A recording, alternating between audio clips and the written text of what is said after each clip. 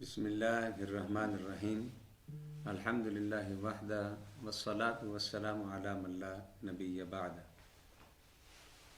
وعلی آلہ واصحابہ اجمعین اما بعد فقد قال اللہ تبارک و تعالی عز وجل فی کلامہ المجید والفرقان الحمید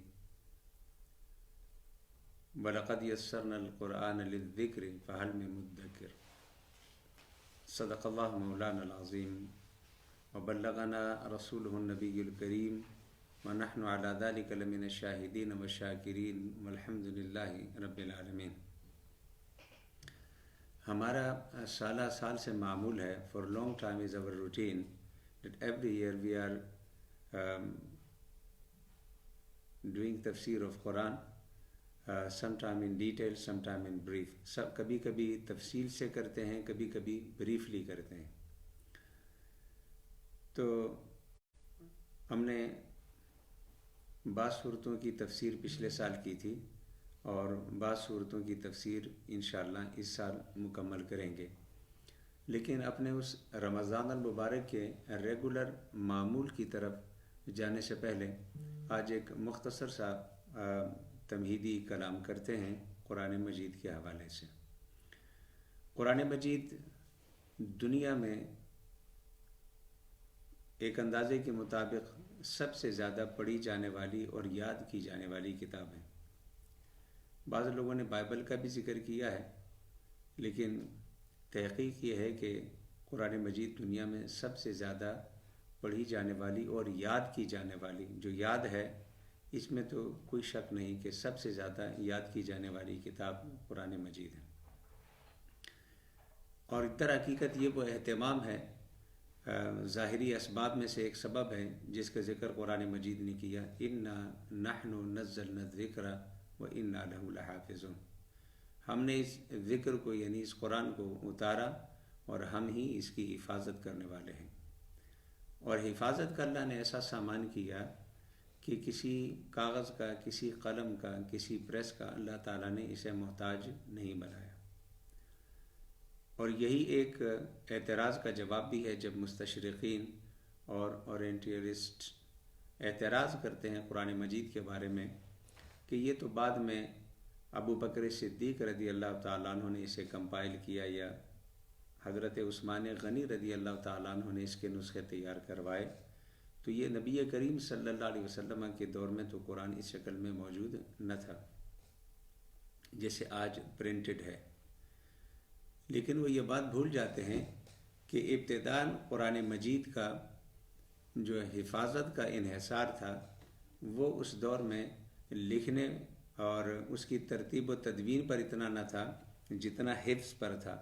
نبی کریم صلی اللہ علیہ وسلم پر جب وحی نازل ہوتی، آپ جہاں ایک طرف اس کے لکھوانے کا اہتمام فرماتے اور مختلف صحابہ کرام جو کاتبان وحی کہلاتے ہیں جن کی تعداد مختلف رہی ہے، وہ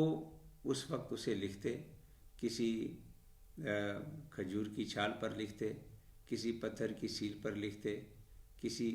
ہڈی پر لکھتے،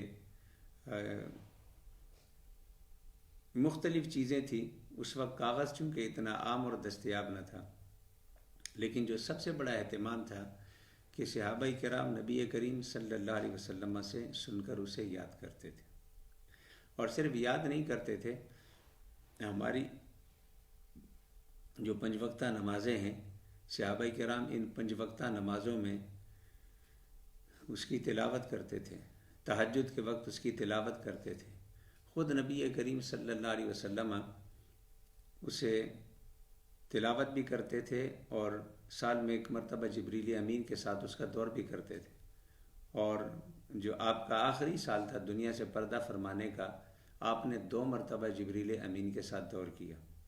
یہ ساری باتیں بتاتی ہیں کہ نبی کریم صلی اللہ علیہ وسلم جس طرح قرآن نازل ہوتا، ایک طرف آپ اسے لکھواتے، وہ مختلف چیزیں جو دستیاب تھی اس پر لکھا جاتا تھا، لیکن جو سب سے بڑا ذریعہ قرآن مجید کی حفاظت کا تھا کہ کس آیت کو کہاں اور کس صورت کو کہاں رکھنا ہے، کس ترتیب سے، یہ سب سے بڑا ذریعہ اس کا صحابہ کرام کی یادداشت تھا۔ صحابہ کرام جو اسے یاد کرتے جاتے، اسی طرح اس کی تلاوت کرتے جاتے، اور اسی ترتیب کے مطابق بہت سارے حفاظ صحابہ کرام نبی کریم صلی اللہ علیہ وسلم کے دور میں موجود ہوئے، لیکن جب جنگ یمامہ میں جو جھوٹے مدعی نبوت تھے مسیلمہ کے ساتھ جنگ ہوئی، تو وہاں پر جہاں اللہ تعالیٰ نے مسلمانوں کو فتح اور کامرانی سے نوازا، وہاں ایک نقصان ظاہری یہ ہوا کہ تقریباً بعض روایتوں کے مطابق 700 کے قریب صحابہ کرام جو حفاظ تھے وہ شہید ہوئے۔ اتنی بڑی تعداد میں حفاظ صحابہ کرام کی شہادت ایک تشویش کا باعث تھی۔ حضرت عمر بن خطاب رضی اللہ تعالیٰ عنہ نبی کریم صلی اللہ علیہ وسلم کے پیارے صحابہ،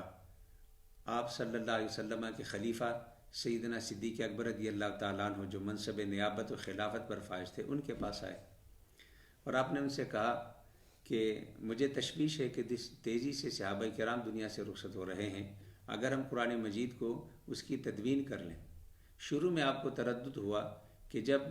اس کی حفاظت کا زیادہ انحصار حفظ پر اور حافظے پر رکھا گیا اور نبی کریم صلی اللہ علیہ وسلم نے نہیں کیا تو ہم کیوں کریں، لیکن حضرت عمر بن خطاب رضی اللہ تعالیٰ عنہ کے بار بار اصرار پر حضرت صدیق اکبر رضی اللہ تعالیٰ عنہ کو شرح صدر ہوا۔ انہوں نے پھر اس وقت جو قرآن مجید کے حوالے سے کاتب وحی بھی تھے اور انصاری صحابہ حضرت زید بن ثابت، یہ مدینے کے فقہاء میں شمار ہوتے ہیں، اجل اور عظیم صحابہ کرام، اور صحابہ کرام کے مفتیوں میں ان کا شمار ہوتا ہے، یعنی صحابہ میں جو علماء تھے یا عظیم منصب کے مالک تھے علم کے حوالے سے اور فقہ اور تفقہ کے حوالے سے، ان میں شمار ہوتا ہے۔ ان کو بلایا، ان سے کا ابتداء انہیں بھی تردد ہوا، لیکن بار بار کے اصرار پر ان کو بھی شرح صدر ہوا اور انہوں نے قرآن مجید کو اس ترتیب سے جس طرح انہیں یاد تھا،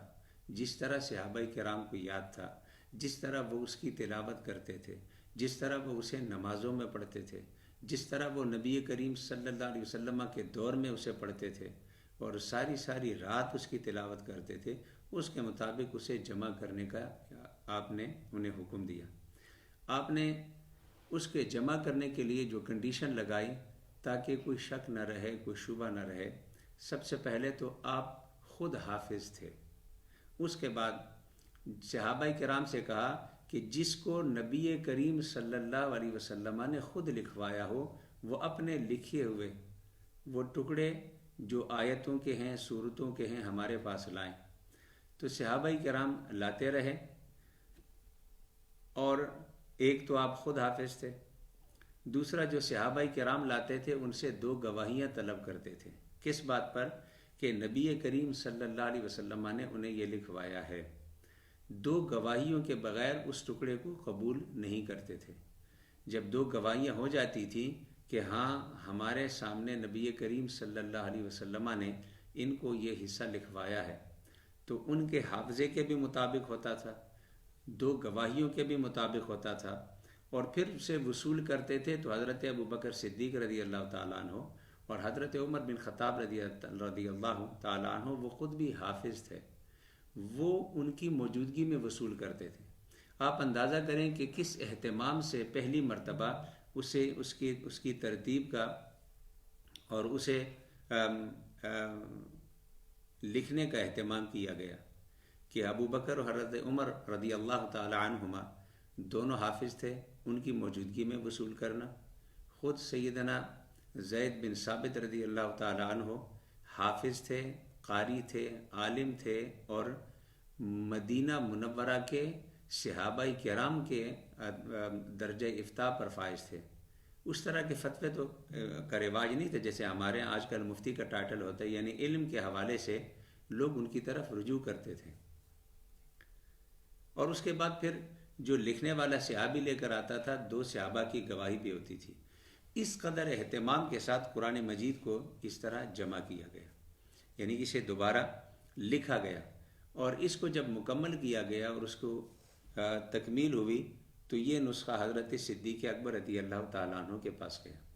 آپ کے پاس رہا، آپ کے بعد حضرت عمر بن خطاب رضی اللہ تعالیٰ عنہ کے پاس آیا، ان کے بعد ان کی جو بیٹی تھیں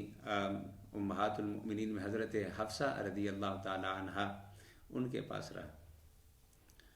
حضرت عثمان غنی رضی اللہ تعالیٰ عنہ کے دور میں یہ ہوا کہ مختلف عجم نے قرآن مجید کی تلاوت اپنے اساتذہ سے جو سیکھی تھی اس پر ان کا قرات کے حوالے سے اور لہجے کے حوالے سے اختلاف ہوا. جیسا کہ آپ جانتے ہیں کہ جو مشہور روایت ہے ان اللہ انزل القرآن علی 7 احرف، اللہ تبارک و تعالیٰ نے اسے 7 حرفوں پر نازل فرمایا ہے. 7 حرف کیا ہیں اس پر ہم ایک الگ مستقل پروگرام کریں گے تاکہ آپ کنفیوز نہ ہوں. لیکن ہمارے ہاں جو سمجھا جاتا ہے کہ 7 حرف سے مراد یہ 7 لہجے ہیں جو ہمارے ہاں پائے جاتے ہیں، یہ ایک غلط فہمی ہے. یہ 7 لہجے ان 7 حرفوں کا ایک حصہ ہیں، لیکن وہ جو 7 احرف ہیں وہ نہیں ہیں. یہ لہجے جتنے بھی پائے جاتے ہیں جن کو آپ کہتے ہیں کہ یہ 10 قراتوں کا ماہر ہے یا 7 قراتوں کا ماہر ہے، تو اس سے پھر لوگوں میں کنفیوژن ہوتی ہے. بعض کہتے ہیں کہ قرآن تو 7 قراتوں پر نازل ہے، لیکن یہ کہتے ہیں کہ یہ 7 عشرہ کا قاری ہے، یہ 17 قراتوں کا قاری ہے، یہ عشرہ کا قاری ہے، یہ 10 قراتوں کا قاری ہے. تو بعض کہتے ہیں یہ 20 قراتوں کا قاری ہے. تو یہ 7 عشرہ والے اور عشرہ والے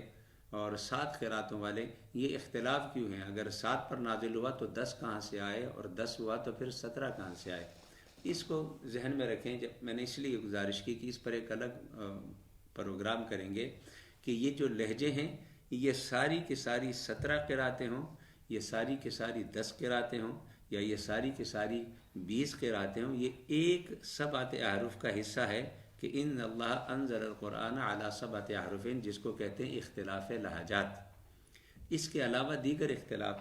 جس پر جو 7 قراتوں پر قرآن مجید نازل ہوا، 7 قراتوں پر نزول میں جو لہجوں کا اختلاف ہے، جسے آپ قرات 7 کہتے ہیں، عشرہ کہتے ہیں، یہ ان 7 میں سے ایک قسم ہے صرف. تو اس لیے ان میں 7 ہونا، 10 ہونا، 17 ہونا یہ کوئی تشویش کی بات نہیں ہے. جو قرآن مجید ان کے لہجوں کے 7 حروف پر نازل ہوا تھا، اس لیے ان کو ان کے لہجوں کے مطابق اور ان کی قراتوں کے مطابق، لہجوں کے بجائے بہتر ہے کہ کہیں کہ قراتوں کے مطابق پڑھنے کی اجازت تھی تاکہ لہجے اور قرات کو ہم مترادف نہ سمجھیں. ان کی قراتوں کے مطابق پڑھنے کی اجازت دی. وہ چونکہ عرب تھے اور ان چیزوں سے واقف تھے تو ان کے لیے یہ چیز کوئی عجیب نہیں تھی. وہ لہجوں جو قراتوں کا اختلاف تھا، چونکہ ہم نے اس پر ایک مستقل گفتگو کرنی ہے اس لیے میں اس تفصیل میں نہیں جا رہا. وہ اختلاف ان کے ہاں ایسی چیز نہیں تھی جو تشویش پیدا کرتی. لیکن جب اسلام پھیلا تو مختلف قبیلوں کے لوگ شام کی طرف گئے، یمن کی طرف گئے، حجاز کی طرف گئے، آرمینیا تک جب صحابہ کرام گئے تو ہر ایک نے اپنی اپنی قرات کے مطابق لوگوں کو قرآن مجید پڑھایا.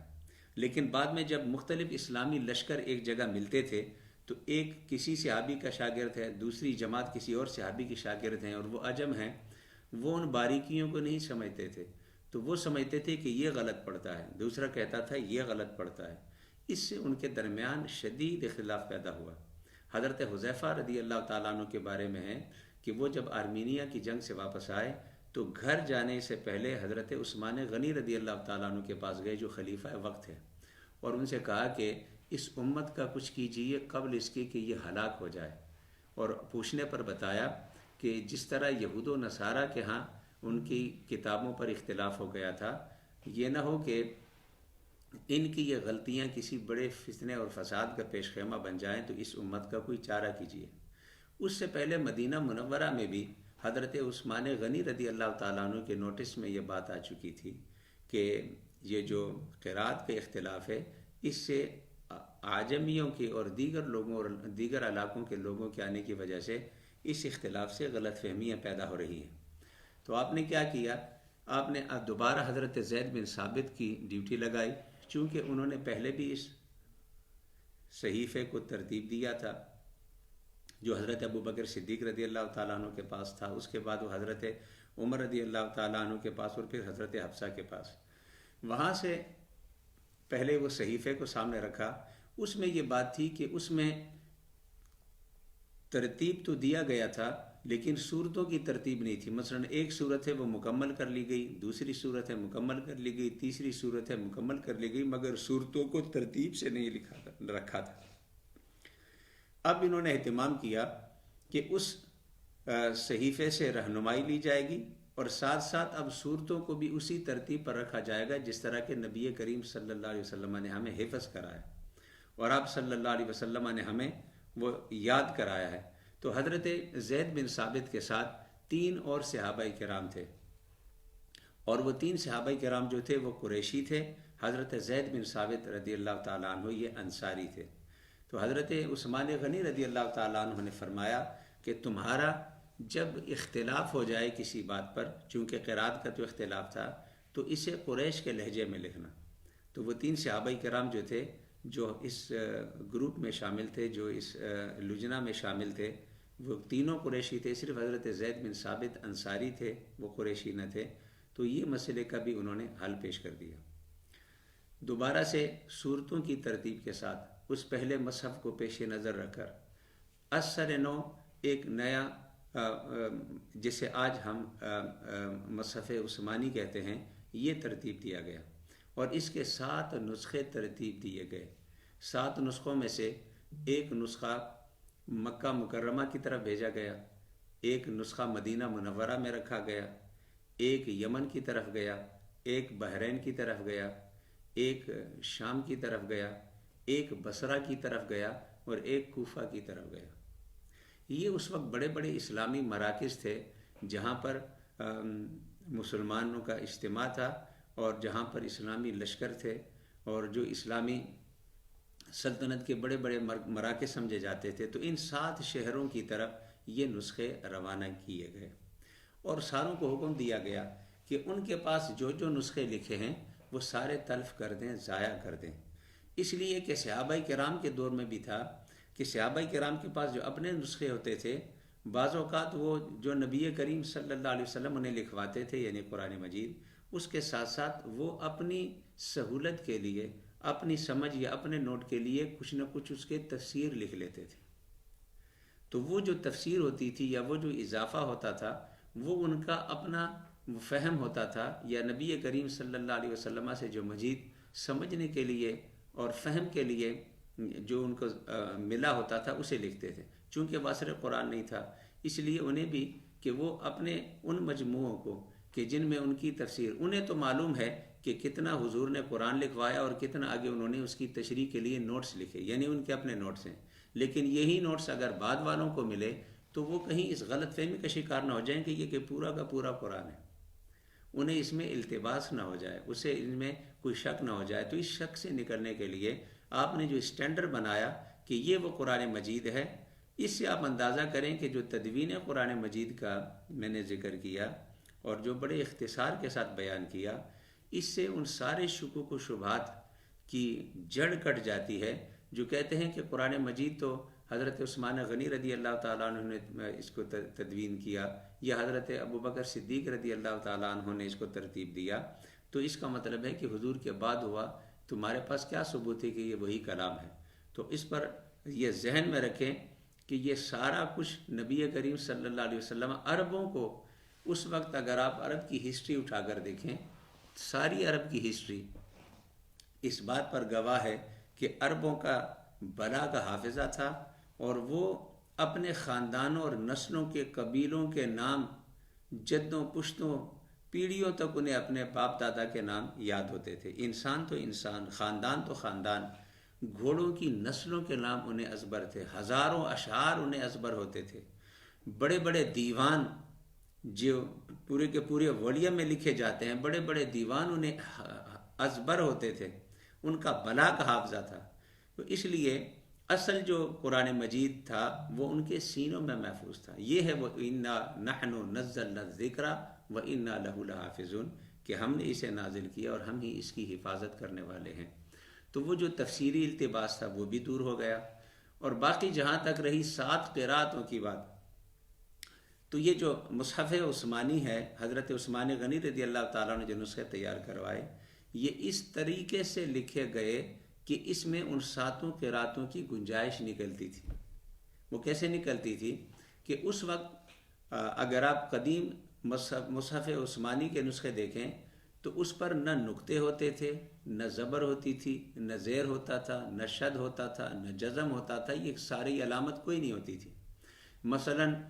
یہ جو نکات ہیں جس سے پتہ چلے کہ یہ تے ہے سے ہے یا یہ زبر ہے زیر ہے پیش ہے، اس طرح کی چیزیں اس میں نہیں تھی، اور وجہ اس کی یہ تھی کہ ان سارے لہجوں ان ساری قراءتوں کا خیال رکھا گیا تھا۔ وہ جو اس کو اپنی اپنی قراءتوں کے مطابق ادا کرنا چاہتے تھے ان کی قراءتوں کا خیال رکھا ہے، چونکہ اصل میں پڑھانے والے جو اساتذہ تھے یا پڑھانے والے جو صحابہ کرام تھے انہیں تو معلوم تھا کہ یہ جو 7 قراءتیں ہیں انہوں نے کون سی قراءت کرنی ہے، ان کے قبیلے کے مطابق یہ قراءت ہے یا ان کے علاقے کے مطابق یہ قراءت ہے۔ بعد میں جب بہت زیادہ عجم لوگوں نے اسلام کو قبول کیا جو عربی زبان سے بالکل ناواقف تھے اور انہیں ان کو پڑھنا اور حروف کی پہچان مشکل ہو گئی، اور قرآن مجید چونکہ نمازوں میں اس کی تلاوت، دن رات اس کی تلاوت، زندگی کا سب سے بڑا مقصد ایک مومن کا کہ وہ اللہ کے کلام سے اپنے سینے کو منور کرے، انہیں جب پڑھنے میں مشکل ہوئی تو پھر تاریخی طور پر کہتے ہیں کہ ایک بعض روایتوں میں کہ ابو الاسد الدولی جو بہت بڑا نحوی تھا اور عربی لغت کا ماہر تھا، اس نے حضرت علی کرم اللہ تعالی وجہ الکریم کے کہنے پر، اور بعض روایتوں میں ہے کہ حجاج بن یوسف نے جو کہ گورنر تھا اور جہاں ایک طرف اس کے ظلم و ستم کی بہت ساری داستانیں ہیں، وہاں اس کو یہ کریڈٹ بھی بیان کرتے ہیں کہ اس نے حضرت حسن بصری اور دیگر بعض علماء کے ساتھ کو حکم دے کر قرآن مجید پر یہ نقطے لگائے اور یہ اعراب لگائے، اور نقطے جب لگائے اور اعراب لگائے اس کے بعد اجمیوں کو قرآن مجید کو پڑھنا آسان ہو گیا۔ یہ ہے قرآن مجید کے تدوین کی بہت ہی مختصر سادہ مگر ہمیشہ یاد رہنے والی تاریخ کہ قرآن مجید نے کس طرح تدوین کا جو آج ہمارے درمیان قرآن مجید پایا جاتا ہے لکھا ہوا، یہ سفر کیسے طے کیا، اور وہ اعتراضات بھی جو کیے جاتے ہیں کہ یہ تو بعد کی بات ہے اور اس میں کچھ شک و شبہ ہے، اس حوالے سے بھی 2-3 باتیں میں نے گزارش کی کہ قرآن کا جو اصل قرآن مجید کا انحصار تھا اور آج بھی قرآن مجید کا انحصار حفظ پر ہے۔ دنیا کی سارے پریس، دنیا کے سارے مکتبے، سارے قلم اور سارے کاغذ قرآن مجید کو لکھنے سے انکار کر دیں یا پابندی لگا دی جائے تو اس وقت مشرق سے مغرب تک قرآن مجید نہ کسی کاغذ کا محتاج ہے، نہ کسی قلم کا محتاج ہے، نہ کسی پریس کا محتاج ہے۔ چھپتا ہے تو فبہا، نہیں چھپتا تو لاکھوں حفاظ مشرق سے مغرب تک قرآن مجید کے حافظ ہیں، لاکھوں حفاظ مشرق سے مغرب تک قرآن مجید کے حافظ ہیں۔ جیسے آج قرآن مجید کسی پریس کا محتاج نہیں ہے، اسی طرح دور صدیق اکبر میں بھی کسی پرنٹ کا محتاج نہیں تھا۔ سیدنا عمر بن خطاب اور حضرت عثمان بن عفان رضی اللہ تعالیٰ عنہ کے دور میں بھی محتاج نہیں تھا، لیکن جس طرح آج ہر جگہ چونکہ اساتذہ دستیاب نہیں ہیں، ہر پڑھنے والا خواہ وہ ایشین ہو، خواہ وہ چائنیز ہو، خواہ وہ یورپین ہو، خواہ وہ امریکن ہو، وہ چاہتا ہے کہ کسی طرح اس قرآن کو پڑھے، تو عربی سے واقفیت کے بعد اعراب کی ضرورت پڑتی ہے، حرکات کی ضرورت پڑتی ہے، نقطوں کی ضرورت پڑتی ہے تاکہ وہ تا اور ثا میں فرق کر سکے، جیم اور ہا میں فرق کر سکے اور زبر زیر میں فرق کر سکے۔ وہ جو اردو لکھتے پڑھتے ہیں آج بھی دیکھ لیں آپ، جب اردو کے اخبارات چھپتے ہیں تو اس پر نقطے تو ہوتے ہیں لیکن اس پر حرکتیں نہیں ہوتی، حالانکہ حرکات اردو میں بھی ضرورت ہے، چونکہ مادری زبان ہے لوگوں کو آتی ہے، اس لیے وہ حرکات کی حاجت مند نہیں ہوتی۔ یہی حال عربوں کا تھا۔ یہ ہے مختصر تعارف قرآن مجید کا۔ جہاں تک قرآن مجید کی عظمت کا تعلق ہے، قرآن مجید کے کمالات کا تعلق ہے، تو اس کا نام ہی شفا ہے، یہ ہے ہی ہدن، یہی ہی رحمت، اسے ہدایت کا اور رحمت کا سرچشمہ قرار دیا گیا، دلوں کا سکون، دلوں کا قرار دیا گیا۔ آج کی اس مجلس میں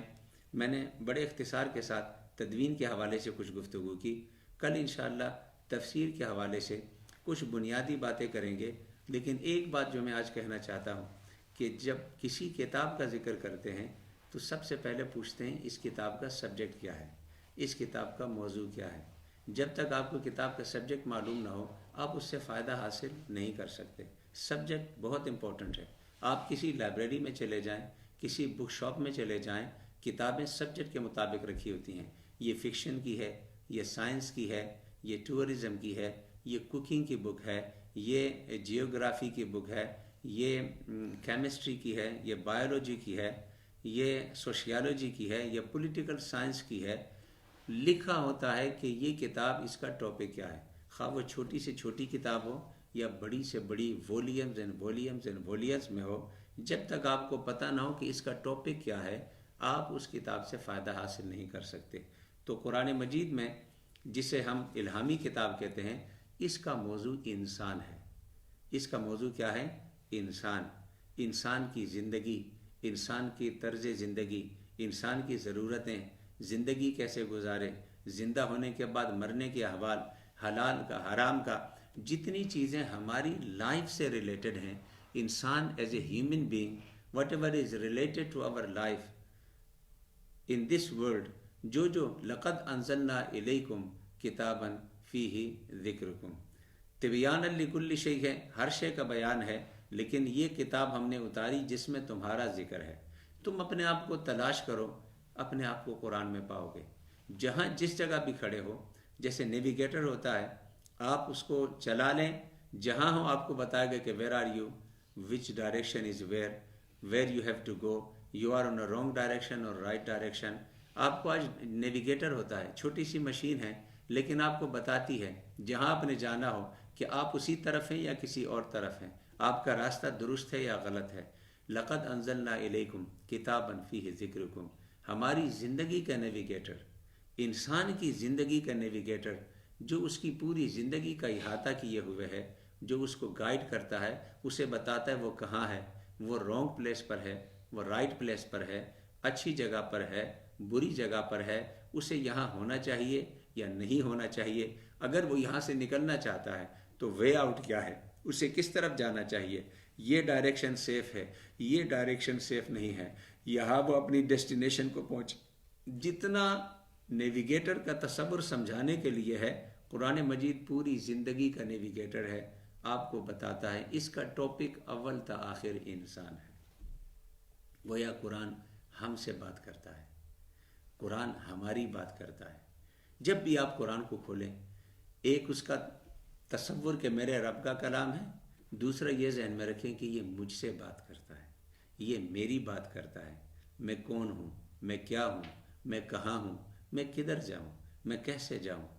کس طرح جاؤں، کس راستے پر جاؤں، کس سے ملوں، کس سے نہ ملوں، کیا کروں، کیا نہ کروں، جتنی بھی چیزیں ہیں میرا قرآن مجھے بتاتا ہے۔ اللہ تبارک و تعالی ہم اور آپ سب کو اس قرآن سے وابستہ رہنے کی توفیق عطا فرمائے۔ کل انشاءاللہ اختصار سے تھوڑی گفتگو تفسیر کے حوالے سے ہوگی کہ تفسیر کسے کہتے ہیں۔